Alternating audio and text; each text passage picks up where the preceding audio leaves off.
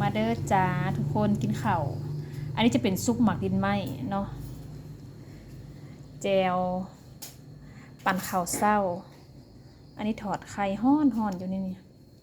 ซีนมีแต่แนวแซ่บๆ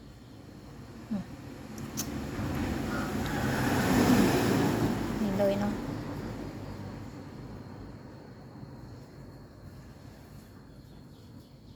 แต่แนวแซ่บๆจ้าอันนี้ถอดไข่โอ้ยแมงวันมาแต่เศร้าเทมอนี่มันซีนแห้งกินกับข้าวเหนียวข้าวเหนียวฮ้อนข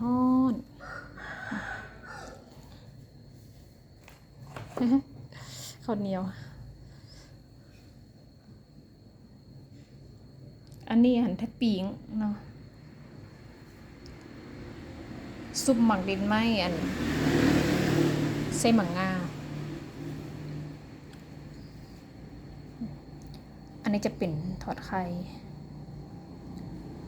ใส่หอมบัวจ้า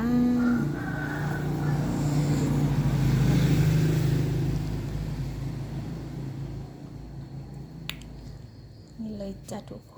นซุปหมักดินไหมใส่หมังงาแล้วก็ว่าหอมอันนี้กับเนาะเพราะว่ามันจะหอมมาบานนี่กินแล้วเด้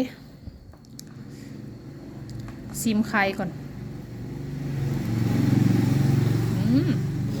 แซ่บ